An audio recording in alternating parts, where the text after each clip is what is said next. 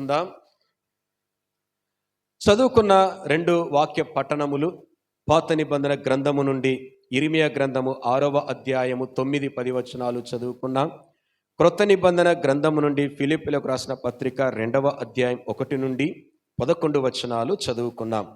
క్రొత్త నిబంధన గ్రంథము నుండి ఫిలిప్పీలకు రాసిన పత్రిక 2వ అధ్యాయముల నుండి కొన్ని విషయాలు మనము ధ్యానము చేసుకుందాం. 5వ వచనాన్ని నేను చదువుతూ ఉన్నాను, జాగ్రత్తగా ఆలకించుదాం. క్రీస్తు యేసునకు కలిగిన ఈ మనస్సు మీరును కలిగి ఉండుడి. క్రీస్తు యేసునకు కలిగిన ఈ మనస్సు మీరును కలిగి ఉండుడి. ప్రార్థన చేసుకుందాం. మహోన్నతుడా, కృపా కనికరము కలిగిన మా దేవా యేసయ్య, మీకు వందనాలు. మరొక మారు మమ్మల్ని సజీవ లెక్కలో ఉంచి మీ సన్నిధికి తీసుకుని వచ్చిన విధానాన్ని బట్టి మిమ్మలను స్తుతిస్తూ గణపరుస్తూ ఉన్నాం.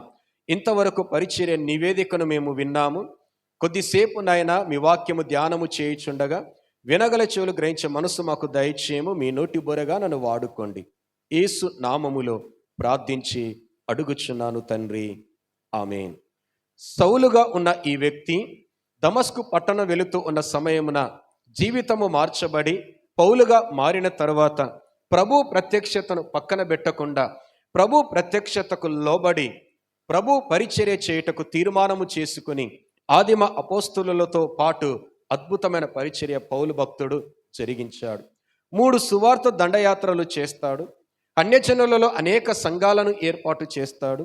క్రొత్త నిబంధనలో ఉన్న 27 పుస్తకాలలో రోమా పత్రిక మొదలుకొని హెబ్రీ పత్రిక వరకు పౌలు భక్తుడే రాస్తాడు. అనగా 14 బుక్స్, 14 పత్రికలు పౌలు భక్తుడే రాస్తాడు.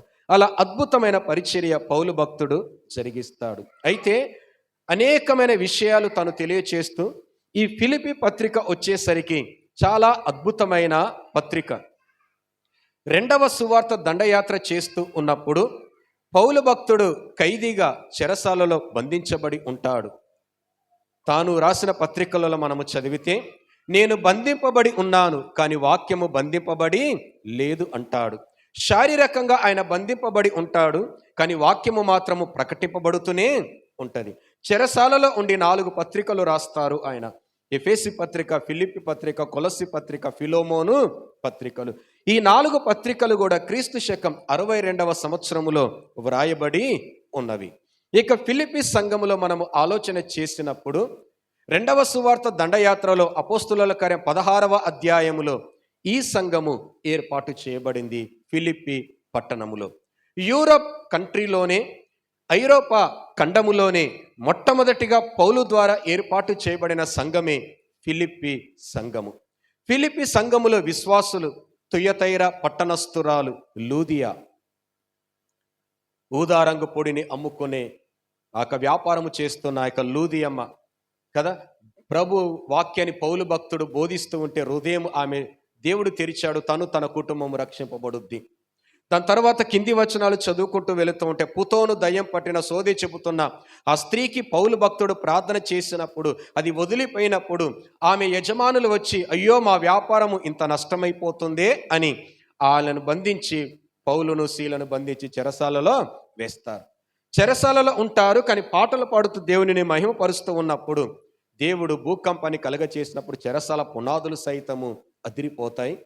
ఆ యొక్క చెరసాల నాయకుడు లోపలికి వచ్చి దీపము వెలిగించి చూసినప్పుడు అనుకుంటాడు, అందరూ పారిపోయారు, ఎందుకంటే ఖైదీలు కదా, ఇక వారు బయటికి వెళ్ళడానికి అవకాశాలు వచ్చినప్పుడు ఎందుకుంటారులే అనుకున్నప్పుడు పౌలు అంటాడు, మేము అన్యులము కాదయ్యా, మేము ధన్యులం. అన్యులమైన మమ్ములను దేవుడు తన సువార్తతో ధన్యులుగా చేశాడు కాబట్టి మా వలన ఒకరికి అపకారము కలిగించే వ్యక్తులము కాదు, కానీ మేము ఎక్కడికి వెళ్ళలేదు, ఇక్కడే ఉన్నాము అంటే ఆ రోజున చెరసల నాయకుడి తన కుటుంబము కూడా రక్షింపబడతారు. అంటే ఫిలిప్పీ సంఘములో ఉన్న విశ్వాసులు వీళ్ళు అన్నట్టుగా. ఇంకొక మాట ఆలోచన చేస్తే ఈ ఫిలిప్పీ సంఘములో యూదులు తక్కువగా ఉంటారు, అన్యజనులు ఎక్కువగా ఉంటారు. యూదులు తక్కువగా ఉంటారు, అన్యజనులు ఎక్కువగా ఉంటారు. ఈ విషయాలు మనము గమనించాలి. పౌలు భక్తుడు కొన్ని సంఘాలకు కొన్ని పత్రికలు రాశారు. కొరింథీ సంఘానికి 2 పత్రికలు రాశాడు. ఎందుకంటే, కొరింథీ సంఘమా, మీ ప్రవర్తన బాగులేదు కనుక కొన్ని విషయంలో నేను మిమ్మల్ని సరిచేయాలి, మీరు సరిదిద్దుకోండి అని 2 పత్రికలు రాశాడు.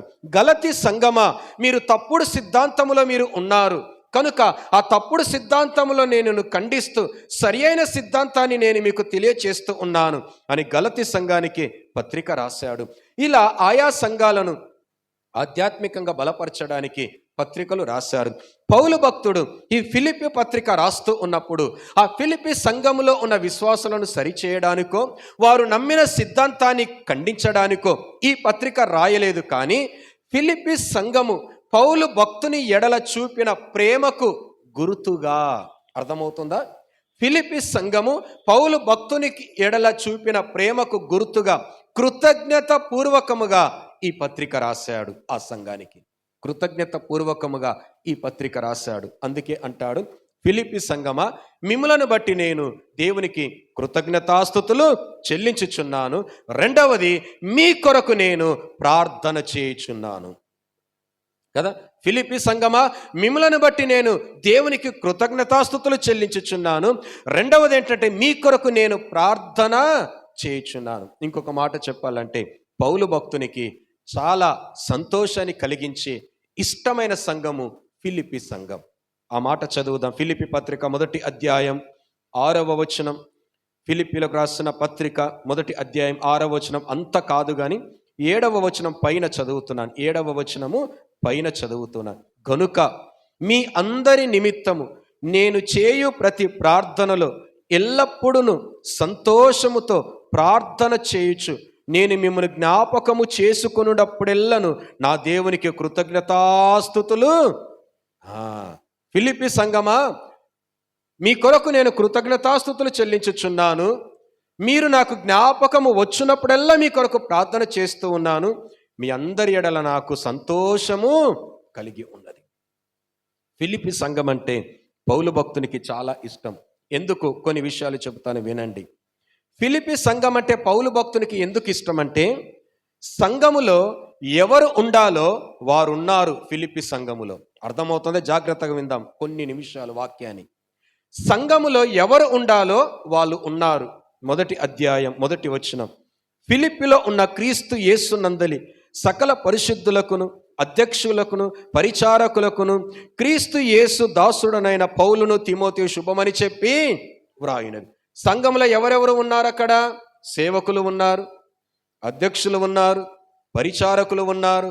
ఇక సంఘం అంతటిని ఏమని పిలుస్తూ ఉన్నాడంటే పౌలు, మీరందరూ పరిశుద్ధులు. మంచి సంఘం కదండి. సంఘంలో ఎవరెవరు ఉన్నారు? సేవకులు ఉన్నారు, అధ్యక్షులు ఉన్నారు, పరిచారకులు ఉన్నారు. ఇక సంఘమంతా కూడా పరిశుద్ధులు అని పిలుస్తూ ఉన్నాడు కదా. సెయింట్ చర్చ్, పరిశుద్ధమైన సంఘం. ఎవరు ఉండాలో వాళ్ళు ఉన్నారు ఆ సంఘములో. రెండవది, సంఘము ఏ పని మీద ఉండాలో, ఏ బాధ్యత కొరకు సంఘమును దేవుడు ఈ లోకంలో ఏర్పాటు చేశారో ఆ పని మీద ఈ సంఘము ఉంది. ఫిలిప్పీ సంఘం 3వ వచనం. మొదటి దినము నుండి ఇది వరకు సువార్త విషయములో మీరు నాతో పాలివారై ఉండుట చూచి.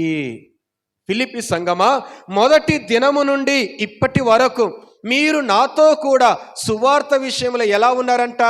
పాలివారై ఉన్నారు కదా. ఈ ఫిలిప్పీ సంఘం ఎప్పుడైతే ఎస్టాబ్లిష్మెంట్ చేయబడిందో అప్పటి నుండి అందులో ఉన్న విశ్వాసులు అన్నారంట, పౌలా, అయ్యా దైవ సేవకులారా, మీరు ఎక్కడికి పరిచర్యకి వెళ్ళినా మేము వస్తాం. మా సంఘములో నూతన ఆత్మలు రావాలి, మీతో పాటు మేము కూడా పరిచర్యలో ఉంటాం. అంటే సేవకునికి సంఘము దన్నుగా ఉన్నది, కానీ ప్రస్తుత రోజుల్లో సేవకునికి సంఘము వెన్నుపోటుగా ఉంటుంది చాలా పరిస్థితుల్లో, చాలా స్థలాలలో. కానీ ఈ ఫిలిప్పీ సంఘం అంట పౌలు భక్తునితో దన్నుగా నిలిచింది, పరిచర్యలో తనతో పాటు పాలిభాగస్థము అయ్యింది. మూడవది వచ్చేసరికి సంఘములో ఏమి కనబడాలో అది కనిపిస్తూ ఉంది. సంఘములో 3 విషయాలు చెప్పాను ఇప్పుడు. ఈ ఫిలిప్పీ సంఘం అంటే పౌలు భక్తునికి ఎందుకంత ఇష్టము, ఎందుకంత సంతోషం అంటే ఎవరు ఉండాలో వారు ఉన్నారు ఈ సంఘములో. గమనించండి, ఏ పని చేయాలో ఆ పని చేస్తూ ఉంది ఈ సంఘము, ఏమి కనిపించాలో అది కనిపిస్తూ ఉంది. 4వ అధ్యాయము 18వ వచనం ఫిలిప్పీ పత్రిక నాకు సమస్తమును సమృద్ధిగా కలిగి ఉన్నది. మీరు పంపిన వస్తువులు ఎపఫ్రోదితు వలన పుచ్చుకొని ఏమీయూ తక్కువ లేక ఉన్నాను. అది మనోహరమైన సువాసనయు దేవునికి ప్రీతికరమును ఇష్టమునైన యాగములునై ఉన్నవి. ఈ మాట రాస్తూ ఉన్నప్పుడు పౌలు భక్తుడు మనలాగా ఫ్యాన్ల కింద ఇంట్లో ఉన్నారా, చెరసాలలో ఉన్నారా? చెరసాలలో ఉన్నారు. చెరసాలలో ఉన్నప్పటికీ, వారి సంఘ కాపరి చెరసాలలో ఉన్నప్పటికీ, ఈ ఫిలిప్పి సంఘం ఏం చేస్తుందంటే, మా సేవకునికి కావలసిన ప్రతి వనరులు, ప్రతి అవసరతలు, అవి వస్తురూపకముగా అయినను, ద్రవరూపకముగా అయినను, ద్రవ్యరూపకముగా అయినను, ఏ విధము చేతనైనను వారానికి ఒకసారో 15 రోజులకు ఒకసారో అవన్నీ సమకూర్చి ఆ సంఘ కాపరి అయిన ఎపఫ్రోదితుకు ఇచ్చి పౌలు యొద్దకు వాళ్ళు పంపిస్తూ ఉన్నారు. అంటే ఈ సంఘములో ఏం కనిపిస్తుందంటే దాతృత్వము కనిపిస్తూ ఉంది ఈ సంఘములో కదా. పౌలు భక్తుడు అన్నాడు, మీరు పంపిన వస్తువులు నేను తీసుకొని ఏమీయూ తక్కువ కాకుండా ఉన్నాను. అంటే ఒకవేళ ఈ పౌలు భక్తునికి ఈ సంఘము పంపించకపోతే పౌలుకు తక్కువ అయ్యేదే కదండి. అదే కదా వ్యతిరేక పదము. మీరు పంపారు గనక మేము ఏమీ తక్కువ లేకుండా ఉన్నాం, మీరు పంపకపోతే కలిమిలో లేమిలో మేము ఉండేవాళ్ళం. అంటే ఇది దాతృత్వము కలిగిన సంఘముగా కూడా నిలిచింది. అంటే ఫిలిప్పి సంఘము దేవుడు చేత ఏర్పాటు చేయబడిన ఈ సంఘం, పౌలు భక్తుడు ఎంతగానో ప్రేమిస్తున్న ఈ సంఘములో ఎవరు ఉండాలో వారు ఉన్నారు, ఏ పని మీద ఉండాలో ఆ పని మీద ఉన్నారు. సంఘములో ఏమి కనిపించాలో అది కనిపిస్తూ ఉంది. అందుకు పౌలు అంటున్నాడు, ఫిలిప్పి సంఘమా, మిమ్ములను బట్టి నేను చాలా సంతోషిస్తూ ఉన్నాను కదా.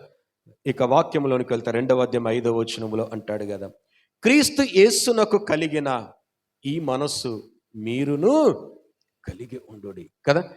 ప్రాముఖ్యమైన కొన్ని విషయాలు చెప్పి నేను వాక్యాన్ని ముగించేస్తాను కదా. క్రీస్తు యేసునకు కలిగిన ఈ మనస్సు మీరును కలిగి ఉండుడి. మాదిరికరమైన జీవితం. ప్రభువైన యేసుక్రీస్తు 2000 సంవత్సరాల క్రితం ఈ లోకానికి వచ్చి మాదిరికరమైన జీవితాన్ని చూపెట్టి, మార్గాన్ని చూపెట్టి ఆయన వెళ్ళిపోయారు. ఆయన చూపెట్టిన ఆ నమూనా, ఆయన చూపెట్టిన ఆ మాదిరి ప్రకారము మనము జీవించబద్దులమై ఉన్నాము.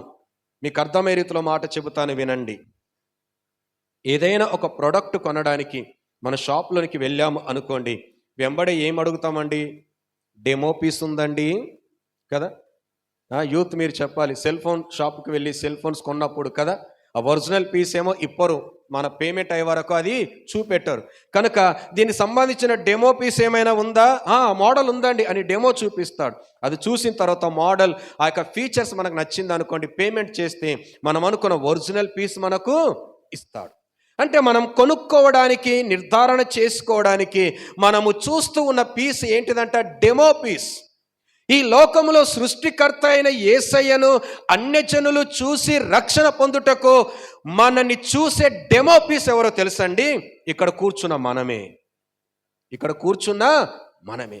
నిజమైన లోకరక్షకుని లోకము చూచుటకు దేవుడు వాడుకుంటున్న నమూనా, ఆ మాదిరి, ఆ డెమో ఎవరంటే మనమే. అందుకే రక్షింపబడిన విశ్వాసులు ఆధ్యాత్మికంగా ఎదగడానికి వాక్యాన్ని చదివితే, రక్షణ లేకుండా అన్యజనులు ఉన్నారే, వారు యేసును తెలుసుకోవడానికి వారు చదివే గ్రంథము ఇక్కడ కూర్చున్న మనమే. నీవు నేనే. We are the demo piece of Jesus Christ. కనుక 2వ అధ్యాయములో ప్రభువైన యేసుక్రీస్తు యొక్క మాదిరిని ఇక్కడ చూపెట్టి పౌలు భక్తుడు అంటున్నాడు, క్రీస్తు యేసునకు కలిగిన ఈ మనస్సు మీరును కలిగి ఉండుడి.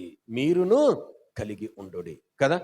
ఒకవేళ ఆయన మనస్సు మాకు ఉంది అని మనం చెప్పుకుంటే మనలో కనిపించే కొన్ని లక్షణాలు చెబుతాను. 12:10కి నేను టైం ముగించేస్తాను. ఆ యొక్క టైంలో నాకు ఇవ్వబడిన ఆ సమయంలో ఎన్ని లక్షణాలు అయితే మనము న్యాయం చేయగలుగుతామో ఆ విషయాలు చెప్పి నేను వాక్యాన్ని ముగించేస్తాను. క్రీస్తు యేసునకు కలిగిన మనస్సు నాకు వ్యక్తిగతంగా, నా కుటుంబానికి, మా సంఘానికి ఉన్నది అని మనం చెప్పుకుంటే ఏ క్వాలిటీస్ మనలో ఉండాలి అంటే, మొట్టమొదటి విషయం ఫిలిప్పి పత్రిక 2వ అధ్యాయము 2వ వచనం. ఫిలిప్పి పత్రిక 2వ అధ్యాయం 2వ వచనం. మీరు ఏక మనస్కులగునట్లుగా, ఏక ప్రేమ కలిగి, ఏక భావము కలిగిన వారుగా. కదా, ఏక మనస్సు, ఏక ప్రేమ, ఏక వన్నెస్ ఆఫ్ మైండ్. అంటే ఏక మనస్సు కలిగి ఉండాలి. అంటే పౌలు భక్తుడు ఈ 5వ వచనాన్ని రాసేటప్పుడు క్రీస్తు మనసు కలిగి ఉండుడి అన్నప్పుడు మనకు మనసు లేదని అన్నట్టు అర్థమా? కాదు. కానీ మనకు ఉంది మనసు, కానీ మన మనసును ప్రక్కన పెట్టి క్రీస్తు మనస్సును మనము ధరించుకోవాలి. క్రీస్తు మనస్సును మనము ధరించుకోవాలి. ఇక ఈస్టర్ సండే రోజు బ్యాప్టిస్మల్ కార్యక్రమాలు పెట్టుకుంటారు కొంతమంది కదా. జనవరి 1 రోజున బ్యాప్టిస్మ కార్యక్రమాలు పెట్టుకుంటారు. అయితే గమనించండి, మారు మనసు పొంది రక్షణ అనుభవం కలిగిన వారికి బ్యాప్టిసాలు ఇవ్వాలి. కొద్దిమంది బలవంత పెడతారు, పాస్టర్ గారు పర్వాలేదండి మీరు ఇవ్వండి అంటారు కదా. పాస్టర్ గారి మెడ మీద కత్తి పెట్టి తప్పదండి ఇవ్వాలి అంటారు. వాళ్ళు ఎవరో మనకు తెలియదు. ఒక రోజున ఈస్టర్ సండే వాక్యం చెప్పడానికి వెళ్ళినప్పుడు జనరల్గా మీ చర్చకు వస్తుంటాను, మా జనరల్ నాకు పరిచయం పలానా వాళ్ళు, అందుకే ఇక్కడ కూర్చున్న వాళ్ళు వందనాలు అంట, మా వందనాలు అంటాను. ఎందుకు? మీరంటే నాకు పరిచయం కాబట్టి. ఒక రోజున ఈస్టర్ సండే వెళ్ళినప్పుడు ఫ్రంట్ బేచ్లో ఒక 3 ఉన్నారు. పాస్టర్ గారిని అడిగాను, ఈ పాస్టర్ గారు కాదులేండి, ఆ చర్చి పాస్టర్ గారు. పాస్టర్ గారు సంఘాన్ని కొత్త వాళ్ళు వస్తున్నట్టున్నారండి అంటే, అంత ఊతేదేనండి, ఈ రోజే వచ్చారు వారు అన్నారు. ఏంటండి అంటే, బ్యాప్టిజం తీసుకోవడానికి వచ్చారు అన్నారు. ఈ సంఘం కాదండి బాబు, ఇంకో మాట చెప్తున్నాను, అసలు ఈ జిల్లాకు కానీ రాష్ట్రానికి సంబంధించిన వాళ్ళు కాదు. మరి మీరెలా ఇచ్చారంటే, తప్పదండి ఇవ్వాల్సి వచ్చిందన్నారు. సరే వాక్యం చదువుకుందాం అని 10 నిమిషాలు అయ్యేసరికి 3 లేరు, 3 వెళ్ళిపోయారు. అంటే గమనించండి, మారు మనసు ఉందంటారా వాళ్ళకి? కదా, మారు మనసు ఉందంటారా? అందుక వాళ్ళు వచ్చింది. అంటే ఏక మనసు క్రీస్తు మనసు. మారు మనసు అంటే దానికి అర్థం ఏంటిదంటే, నా మనసును క్రీస్తు మనసుతో ఏకీభవించి నా చిత్తాన్ని క్రీస్తు చిత్తానికి అప్పగించి నడుచుకోవడమే మారు మనసు. అందుకే పౌలు అంటున్నాడు, మీకు మనసు ఉంది, కానీ ఆ మనసును మీరు పక్కన పెట్టి క్రీస్తు మనసును ధరించుకో. ఈ లోకములో భూమి మీదను, నీళ్ళల్లో, ఆకాశములో, భూమి మీద, సముద్రములో, ఆకాశములో అతి వేగంగా ప్రయాణించే వాహనాలు ఎన్నో ఉన్నాయి. కానీ వాటన్నిటికంటే కూడా అతి వేగంగా ప్రయాణించేది ఏంటో తెలుసండి? మన మనసు. మన మనసు. ఇంకో మాట చెప్తాను వినండి. ఈ భూమి మీద, నీళ్ళల్లో, ఆకాశములో వేగంగా ప్రయాణించే వాహనాలు ముందుకు ఎంత వేగంగా వెళుతాయో వెనక్కంత వేగంగా రాలేవు. ఇప్పుడు డ్రైవ్ చేస్తున్నారు, కార్ డ్రైవింగ్, ముందుకు వెళుతున్నప్పుడు చాలా స్పీడ్గా వెళుతాం. రివర్స్ గేర్ వేసి అంత స్పీడ్గా వెళ్తామండి? మనం వెళ్ళలేం. వెనక ముందు అద్దాల్లో చూసుకుంటూ మెల్లిగా వెళుతాం. ముందు వెళుతున్న స్పీడ్లో 10% కూడా వెళ్ళలేం రివర్స్ గేర్లో. కానీ మీకు విషయం తెలుసండి, ఆ వాహనాలు ముందుకే స్పీడ్గా వెళ్ళగలవు, వెనక్కి రాలేవు. కానీ మనకున్న మనస్సు ముందుకు ఎంత స్పీడ్గా వెళ్ళగలదో గత జీవితానికి అంత వెనక్కి వెళ్ళగలదు స్పీడ్గా. అది మన మనసుకున్న కేపబిలిటీ. ఒక 70 సంవత్సరాలు ఉన్న ఒక వ్యక్తిని కలిసి మాట్లాడుతున్నప్పుడు, పాస్టర్ గారు మీకు విషయం తెలుసా? ఏంటండి అంటే, నా 15వ ఏట. ఏ సంవత్సరం అంట ఆయన? నా 15వ ఏట అంటాడు. అంటే ఎన్ని సంవత్సరాలు వెనక్కి వెళ్ళిపోయాడు? ఇప్పుడు ఆయన 55 సంవత్సరాలు వెనక్కి వెళ్ళిపోయాడు క్షణంలో కదా. మన మనసుకు అంత పవర్ ఉంది. ఇక ఇక ఏ వాహనం సరిపోదు, అంత స్పీడ్గా వెళ్ళిపోతాం. అందుకు పౌలు భక్తుడు అంటున్నాడు, అలాంటి మనస్సు మీకున్నది గనక అది పక్కన పెట్టి క్రీస్తు మనస్సుని మీరు ధరించుకొనుడి కదా. మహాజ్ఞాని అయిన సొలొమోను అంటాడు, ప్రాకారము లేక పాడైన పురము ఎంతో, తన మనస్సును అణుచుకోలేనివాడు అంతే. ఇంటికొక ప్రాకారం, ఊరికొక పొలిమేర సరిహద్దు, జిల్లా, రాష్ట్ర, దేశ, ప్రపంచానికి ఒక సరిహద్దు ఉన్నట్టుగా ఈ యొక్క మనసుకు కూడా ఒక సరిహద్దు ఉండాలి, ఓ ప్రాకారం ఉండాలి. అది ప్రభువైన యేసు అయితే ఇంకెంత మంచిదో అని పౌలు అంటూ ఉన్నాడు. అందుకో భక్తుడు అంటాడు ఈ విధంగా, ఒంటరిగా ఉన్నప్పుడు నీ మనస్సును, నలుగురిలో ఉన్నప్పుడు నీ మాటలు జాగ్రత్తగా ఉంచుకో. అర్థమవుతుందా? నీవు ఒంటరిగా ఉన్నప్పుడు నీ మనస్సును, నలుగురిలో ఉన్నప్పుడు నీ మాటలు జాగ్రత్తగా ఉంచు. క్రీస్తు మనస్సు, క్రైస్ట్ మైండ్ అనేది అన్నప్పుడు ఆయన కలిగిన మనస్సు మనకు ఉండాలి. ఆయన కలిగిన మనస్సు మనకు ఉండాలంటే మన మనసును ప్రక్కన పెట్టి ఆయన మనస్సును మనము ధరించుకో. రెండవది వచ్చేసరికి, ఆయన మనస్సు మాకు ఉందండి మా సంఘములో అంటే, రెండవ లక్షణము ఏంటి కనిపించాలి మనలో అంటే, యూనిటీ, ఐక్యత అనేది మనకు కనిపించాలి. అమ్మ గమనించండి, ఏక మనసు లేకుంటే ఐక్యత ఉంటుందండి కదా. సమ్మతింపకుండా ఇద్దరు కూడి నడుతురా అనే వాక్యములో ఉంది కదా. సమ్మతింపకుండా ఇద్దరు కూడి నడుతురా అని వాక్యములో ఉంది. అంటే క్రీస్తు మనసు మాకుంది అంటే ఏక మనసు అనేది ఉండాలి వ్యక్తిగతంగా, కుటుంబముగా, సంఘములో. రెండవది ఏంటిదంటే మనలో కనిపించేది యూనిటీ, ఐక్యత.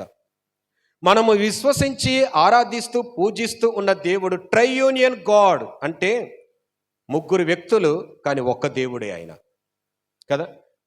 థియోలాజికల్ టర్మ్స్లో మేము వాడే పదం ఏంటిదంటే 3 డిఫరెంట్ నేచర్స్ ఇన్ 1 ఎసెన్స్ అంటాం.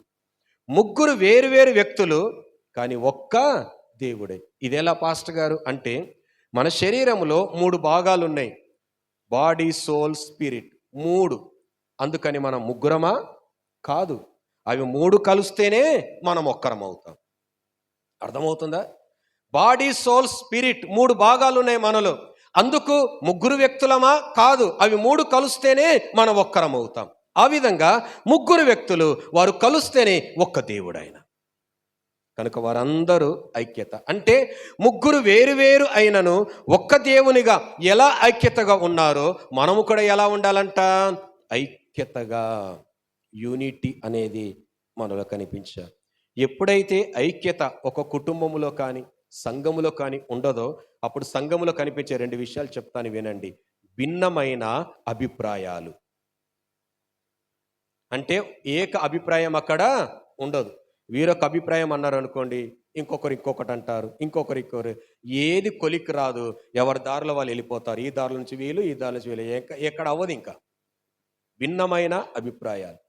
యూనిటీ లేని దగ్గర ఏమవుతుందంటే ఒకరి బలహీనతను ఇంకొకరు బలముగా మార్చుకుంటారు, ఒకరి బలహీనతను ఇంకొకరు బలంగా మార్చుకుంటారు.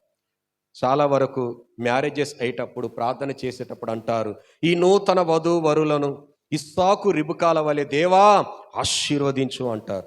మీకు విషయం తెలుసా? ఇస్సాకు రిబుకాల కుటుంబం మీరు చదివారా బైబుల్లో?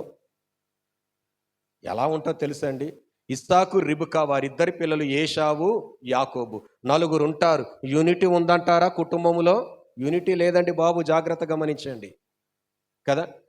వారిరువురికి పిల్లలు పుట్టకముందే దేవుడు మాట్లాడి అంటాడు, రిబుకమ్మ నీ గర్భమున 2 జనపదములు ఉన్నారు, పెద్దవాడికి ఏషావు, రెండోవాడికి యాకోబు అని పేరు పెట్టు, పెద్దవాడు చిన్నవాడికి దాసుడవుతాడు అని మొత్తం డీటెయిల్స్ అని ఇచ్చేస్తాడు. కానీ ఏం జరుగుద్దంటే వాళ్ళు పెద్ద పెరిగినప్పుడు పిల్లలు ఇస్సాకు ఏమో ఏషావు తెచ్చిన ఏట మాంసం తింటూ ఉండడం వల్ల ఇస్సాకు ఏమో ఏషావును ప్రేమిస్తాడు. తల్లి ఏం చెప్తుంది, నా ముద్దుల కుమారుడు రెండోవాడు, వీడికి అసలు ఏం దొరకట్లేదు, నేనన్నా పెట్టకూడదా అని తల్లి ఏం చెప్తుంది, యాకోబును ప్రేమించు. దేవుడు ముందుగానే చెప్పాడు, నేను చిన్నవాడిని ఆశీర్వదిస్తాను, పెద్దవాడు చిన్నవాడు దాసుడని. ఈ విషయం గ్రహించి ఇస్సాకు ఏం చెప్తాడంటే బైపాసులో వెళ్ళిపోయి ఏషావును ఆశీర్వదించాలనుకుంటాడు. ఈ విషయం రిబుకమ్మకు తెలిసి అయ్యో అలా ఎలా ఉద్ది అని బైపాస్లో వెళ్ళిపోయి యాకోబును ఆశీర్వదించాలని ఈమె చూస్తూ ఉంటుంది. వీరిద్దరి సంభాషణలో యాకోబు కుటుంబానికి ఎన్ని సంవత్సరాలు దూరం అవుతాడో తెలుసా అండి? 20 సంవత్సరాలు దూరం అవుతాడండి. ఎందుకు? సక్రమంగా కాకుండా అక్రమముగా ఆశీర్వాదాలు తీసుకొని అన్నయ్య అయిన ఏషావు చంపాలని చూస్తుంటే ప్రాణము గుప్పిట్లో పెట్టుకొని ఎండిపోయిన రొట్టెలు చేతి కర్ర పట్టుకొని మాసిపోయిన వస్త్రాలు వేసుకొని పరుగిక లాబాను యుద్ధకి. అసలు ఎందుకు వచ్చింది అక్కడ? బికాస్ ఆఫ్ డిస్యూనిటీ, ఐక్యత లేనందువల్ల. అందుకే బైబిల్లో అద్భుతమైన వచనాలు ఉంటాయి. సహోదరులు ఐక్యత కలిగి నివసించుట ఎంత మేలు, మనోహరం. ఐక్యత ఎక్కడుంటే అక్కడ మేలు ఉంటుంది, ఐక్యత ఎక్కడుంటే అక్కడ మనోహరం ఉంటుంది, ఐక్యత ఎక్కడుంటే అక్కడ అదే వచనాలలో ఆశీర్వాదము, శాశ్వత జీవం అనేది ఉంటుంది. మేము సంఘానికి వెళుతూ ఉన్నామండి, కానీ ఏం అలా ఆశీర్వాదం కానీ ఆ యొక్క ఆధ్యాత్మికత మాకు కనిపించట్లేదండి, ఒకప్పుడున్న సంఘం ఇప్పట్లో లేదండి అంటే గమనించండి, మనలో లోపం ఉంది. ఏంటో తెలుసా? ఐక్యత లేదు. అక్కడ ఆశీర్వాదము లేదు, శాశ్వత జీవము లేదు, దేవుని సన్నిధి లేదు. ఐక్యత కలిగిన దేవునిని ఆరాధిస్తూ మనలో ఐక్యత లేకపోతే ఆ దేవుడు మనలో ఉండడు. ఆరాధన వ్యర్థము. 1 కొరింథీ పత్రిక 17వ అధ్యాయం 11వ వచనం, 11వ అధ్యాయం 17వ వచనం, 1 కొరింథీ పత్రిక 11వ అధ్యాయం 17వ వచనంలో అంటాడు పౌలు భక్తుడు, మీరందరూ కూడి వచ్చుట ఎక్కువ కీడుకే గాని మేలుకు కాదు. ఎక్కువ కీడుకే గాని మేలుకు కాదు. అంటే డిస్యూనిటీగా వ్యక్తిగతంగా ఉన్న కుటుంబముగా సంఘముగా ఎక్కడ ఉన్నా అది కీడుకే గాని మేలుకు కాదు. రెండవది మనలో ఉండవలసింది ఏంటిదంటే ఐక్యత. ఇక్కడ విషయం చెప్పి ముందుకు వెళుతాను. సజీవముగా ఉన్నప్పుడు ఐక్యత కలిగి ఉండడానికి కష్టమైపోతుంది మనకు. కానీ చచ్చిపోయిన తర్వాత అందరిని ఎక్కడ పెడుతున్నారండి కదా? ఇక్కడ ఐక్యంగా ఉండండి అంటే, అమ్మో మా సంఘానికి సంబంధించిన వాళ్ళు కాదు, వాళ్ళు మా డినామినేషన్ వేరు, మా సిద్ధాంతం వేరు, మా ఆత్మీయత వేరు, అమ్మో వాళ్ళతో వాళ్ళకి మేము వందనాలు చెప్పడమా, వారితో ఉండడమా, వారు పెట్టిన మీటింగ్స్కి వెళ్ళడమా, అమ్మమ్మమ్మ మాకు అవ్వదండి.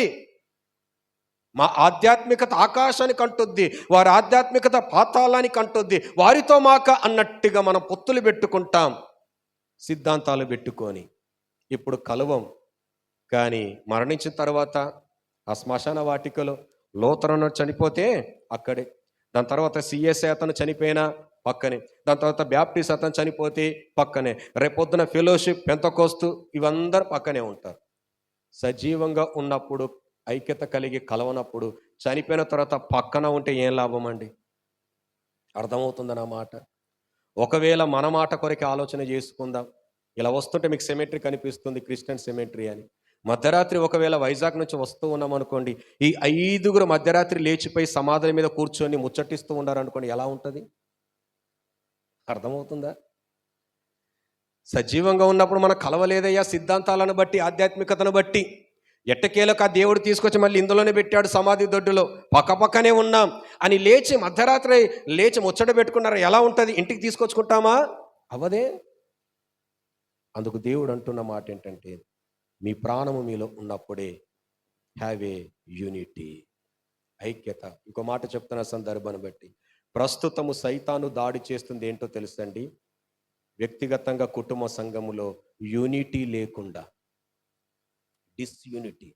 ఇది ఒక్కటి లేకుండా సంఘంలో చేశాను అనుకోండి, ఇక నా పని నేను చేసుకోవచ్చు ఇక కదా. గమనించండి, వాడి యొక్క పన్నాగములు వాడిని నాశనము చేయాలంటే మనకు కావాల్సింది ఐక్యత. ఇది రెండవది. మూడవది, ఏక మనస్సు, క్రీస్తు మనస్సు మనకు కావాలి అంటే, కలిగి ఉన్నామంటే మనలో కనిపించేది మూడవ లక్షణం ఏంటిదంటే క్షమాపణ హృదయం, క్షమించే మనస్తత్వం. 3 చెప్పాను ఇప్పటికీ. ఏక మనస్సు, ఐక్యత, క్షమాపణ కదా. ఫర్గివ్నెస్, క్షమాపణ చాలా ముఖ్యం.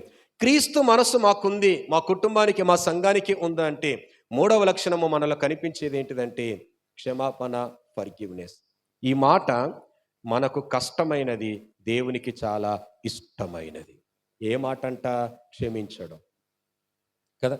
క్షమించడం అనే మాట మనకి ఎలా ఉంటుందంట? వేపాకు తిన్నంత చేదుగా ఉంటుంది. మనకు కష్టమైనది ఈ మాట, కానీ దేవునికి చాలా ఇష్టమైనది.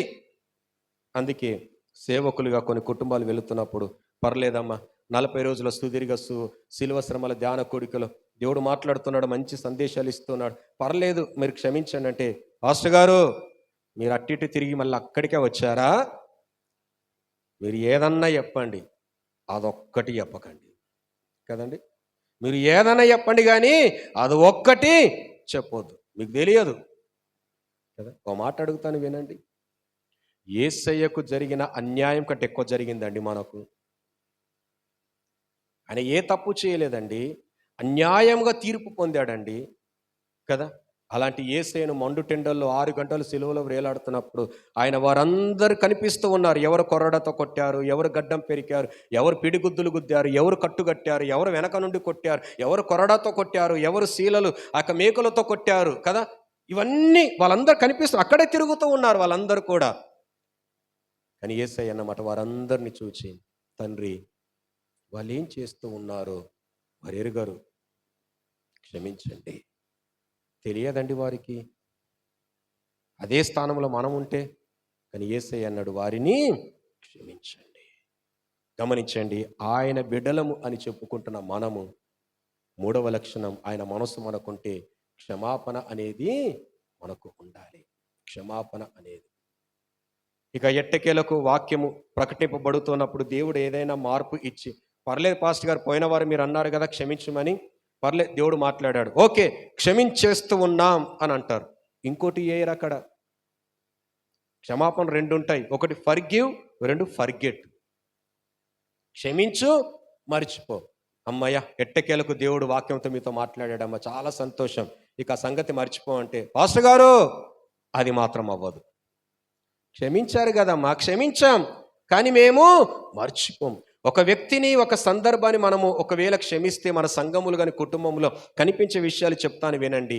ఆ విషయముకు పూర్తిగా మనము మర్చిపోవాలి. నేను క్షమించాను అనుకోండి, ఆ విషయాన్ని పూర్తిగా మనం ఏం చేయాలంట? మర్చిపోలే. దేవుడు అంటున్న మాట వాక్యములో, నేనే నా చిత్తానుసారముగా మీ అతిక్రమములు తుడిచివేసి ఉన్నాను, మీ పాపములు ఇక ఎన్నడు జ్ఞాపకానికి తెచ్చుకోను. ఎంత మంచి మాట అండి. మీ పాపములు ఇక ఎన్నడు జ్ఞాపకముకు తెచ్చుకోను, జ్ఞాపకము చేసుకోను. అంటే మర్చిపోయాడు ఆయన. మనం క్షమించామంటే ఆ సంగతి మర్చిపోవాలి. రెండవది, ఆ వ్యక్తి దగ్గర ఎప్పుడు కూడా ఆ విషయాన్ని మాట్లాడకూడదు. ఇంకా నువ్వు పోయిన సంవత్సరం నవంబర్లో ఏం చేసావు తెలుసా అని మళ్ళీ మనము గుచ్చి గాయపరచకూడదు. ఇది రెండవది. మూడవది, ఆ వ్యక్తి అలా వెళ్ళగానే ఆయన వెనుకాల వేరే వ్యక్తితో దాని కొరకు మాట్లాడకూడదు. మళ్ళీ మీకు తెలుసా, ఆ వ్యక్తి వెళ్ళారే ఆయన నవంబర్లో ఏం చేస్తాడో తెలుసా అని అతనితో మనము మాట్లాడము, ఇతరులతో మనము ప్రస్తావించుతాం. నిజంగా ఒక వ్యక్తిని మనము క్షమిస్తే ఈ మూడు విషయాలు జరగాలి. మర్చిపోవాలి, ఆ వ్యక్తితో ఎప్పుడు ప్రస్తావించకూడదు, మూడవది వచ్చేసరికి దాని గూర్చిన విషయం ఇతరులతో కూడా మనము చెప్పకూడదు. క్షమాపణ. దూరమైపోయిన మనుషులు, విడిపోయిన బంధాలు, భారమైపోయిన మనస్సులు, అర్థమవుతుందా? దూరమైపోయిన మనుషులు, విడిపోయిన బంధాలు, భారమైపోయిన మనస్సులు, వీరు కలవడానికి దేవుడు ఏర్పాటు చేసిన వారధి క్షమాపణ. వారందరూ కలవడానికి దేవుడు ఏర్పాటు చేసిన వారధి, వంతెన ఏదైనా ఉన్నదంటే క్షమాపణ. ఒకవేళ అలాంటి విషయాలు మీ సంఘములు, కుటుంబములో ఉంటే, దేవుడు నిజంగా మీతో మాట్లాడితే ఈ ప్రేయర్ అయిపోయిన తర్వాత చిన్న మెసేజ్ వారికి పెట్టి, చిన్న కాల్ చేసి, దేవుడు మాట్లాడాడండి నిజంగా, కనుక ఐఎమ్ ఎక్స్ట్రీమ్లీ సారీ, అది నీ తప్పో నా తప్పో ఏదో తెలియదు, కానీ ఇన్ని రోజులలో మనకు ఎడబాటు అనేది వచ్చింది, క్షమించండి, మనసులో పెట్టుకోకండి అని ఒక్క మాట మీరు చెప్పండి. అంతవరకు మీరు మోస్తున్న టన్నుల కొలది బరువు అలా దిగిపోతుందండి. ఎంత ఫ్రీ అయిపోతారో మీరు, చాలా సులువు.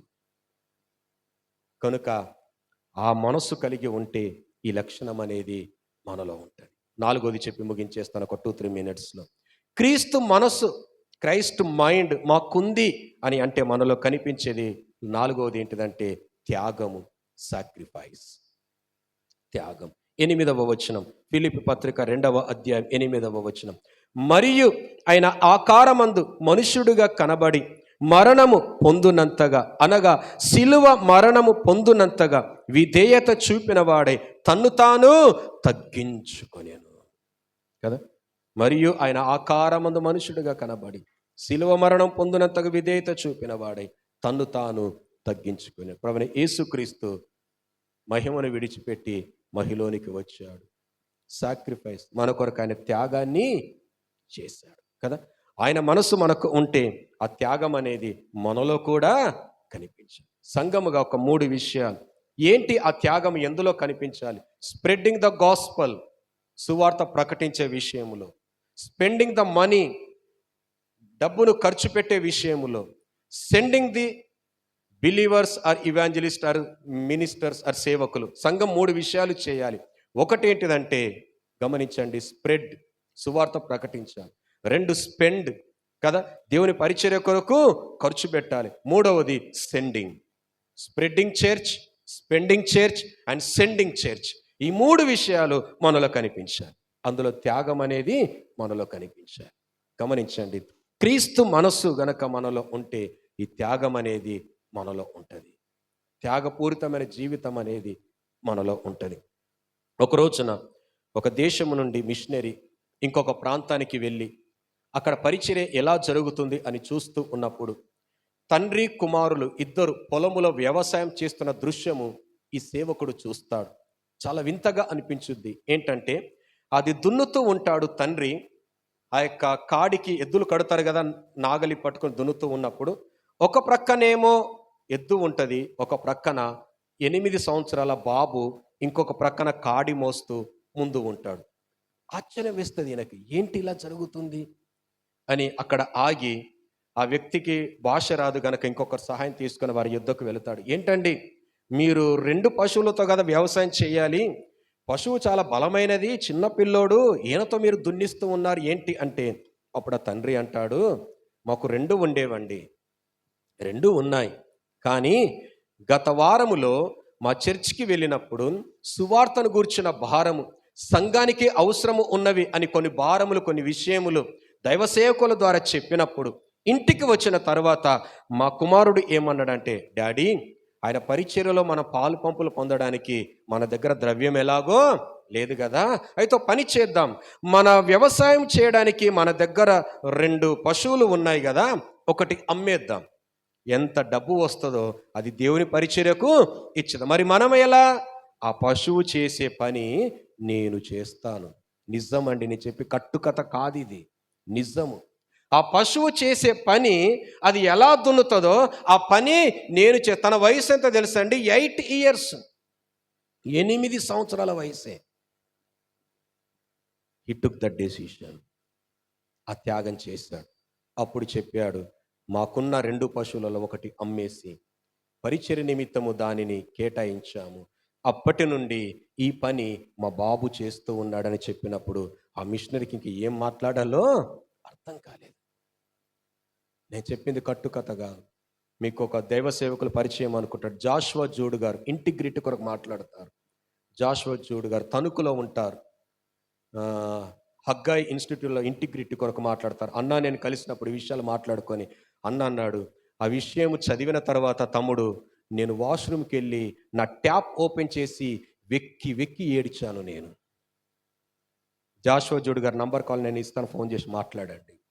ఆ సేవకులు అన్న మాట చదివిన తర్వాత తమ్ముడు, ఇక నా హృదయం పగిలిపోయి నేను వాష్రూమ్కి వెళ్ళిపోయి ట్యాప్ వదిలేసి ఇంట్లో వాళ్ళు ఏమనుకుంటారో అని వెక్కి వెక్కి ఏడ్చాను నేను వాష్రూమ్లో. ఎందుకంటే ఆ 8 సంవత్సరాల బాబుకు వచ్చిన ఆ యొక్క తెగింపు నాకెందుకు రాలేదు, మాకెందుకు రావట్లేదు అని అలా ఏడ్చాను తమ్ముడు అని.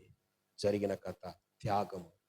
మన కొరకు ప్రాణం పెట్టిన యేసయ్య మన నుండి అడుగుతున్న విషయం ఏంటిదంటే, నీ కొరకు నేను ప్రాణం పెట్టాను కదా, what is your investment, what is your sacrifice for sake of ministry?